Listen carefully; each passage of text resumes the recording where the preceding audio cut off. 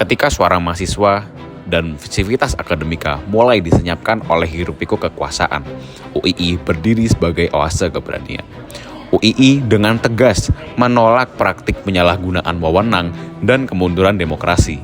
Dalam iklim politik yang abu-abu, sikap UII menunjukkan bahwa nurani akademik tak bisa dibungkam oleh tekanan elite. Ia berbicara lantang tentang konstitusi, etika, dan tanggung jawab moral sebagai penjaga kewarasan bangsa.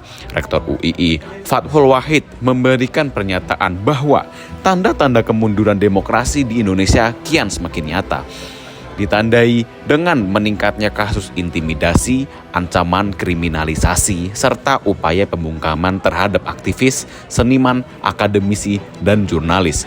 Penggunaan pasal-pasal karet untuk menekan suara kritis menciptakan atmosfer ketakutan di kalangan masyarakat sipil yang seharusnya dilindungi hak-haknya.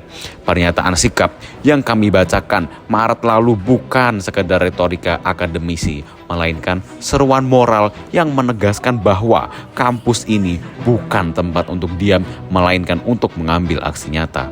Namun, pertanyaannya kini, akankah suara seperti ini terus bergema ataukah akan hilang ditelan budaya ketakutan atau ditenggelamkan oleh kepatuhan? Mampukah kampus menjadi miniatur demokrasi, mencetak mahasiswa yang siap akan demokrasi dan siap untuk mengambil langkah yang nyata?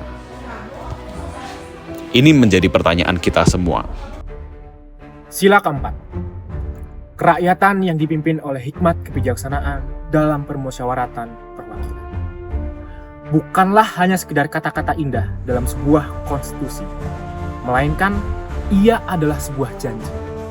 Janji bahwa kekuasaan itu tidak mutlak, bahwa rakyat juga memiliki suara, dan bahwa musyawarah bukanlah hanya sekedar seremonial atau upacara belaka, melainkan adalah jalan untuk mencapai keputusan bersama.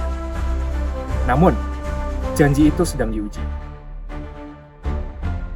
Sila keempat bukanlah sekedar kata-kata dalam buku pelajaran.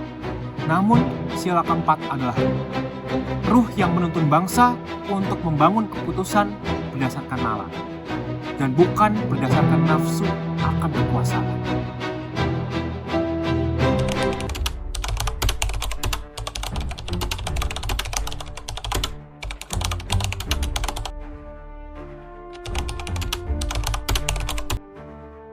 Ini ketika suara akal sehat telah tersisih, pengambilan keputusan yang diambil berasal dari diskusi ruang tertutup yang di dalamnya penuh kompromi. Kita pun bertanya, apakah hikmat telah berubah menjadi taktik? Apakah permusyawaratan telah berubah hanya menjadi sekedar formalitas? Apa arti semua ini?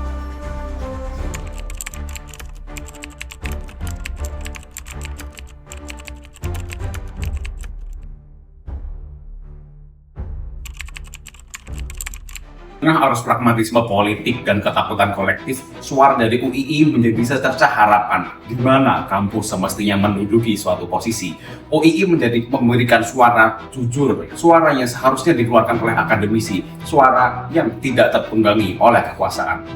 Ciri khas utama pada KM UII adalah dikenalnya student government, di mana mahasiswa menjalankan struktur kelembagaan yang melatih peran dari demokrasi itu sendiri. Ini menghasilkan mahasiswa yang terlatih oleh berdemokrasi sejak dini, tidak terkejut, tidak kagok, tidak kaget menghadapi situasi yang kita hadapi di Indonesia. Ini sangat-sangat sesuai dengan kutipan yang sudah dikatakan oleh Abraham Lincoln. Lantas, di mana sih posisi dari organisasi dan juga lembaga di keluarga mahasiswa Universitas Islam Indonesia? Nah, jadi di student government, untuk posisi lembaga sendiri, baik dari lembaga eksekutif mahasiswa dan juga Dewan Perwakilan Mahasiswa, itu berada setara dengan rektorat ataupun dekanat yang merupakan stakeholder dari universitas itu sendiri.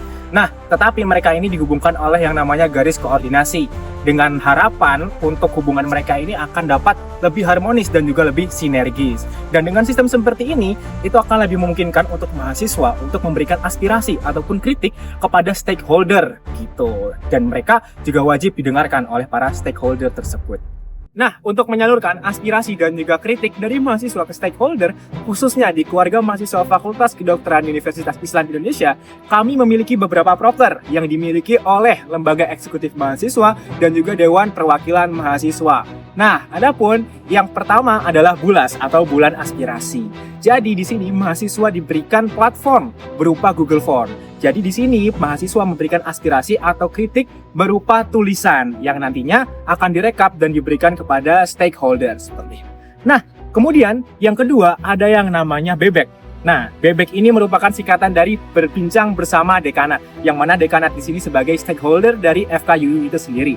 Nah, di sini kami para mahasiswa dipertemukan secara langsung dengan stakeholder.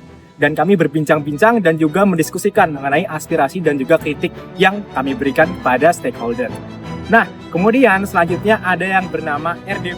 Atau Rapat Dengar Pendapat adalah program kerja yang diselenggarakan oleh Dewan Perwakilan Mahasiswa FKUII guna membahas mengenai peraturan dan juga kebijakan yang ada di keluarga mahasiswa, baik itu dari angkatan maupun dari organisasi-organisasi di FKUII itu sendiri.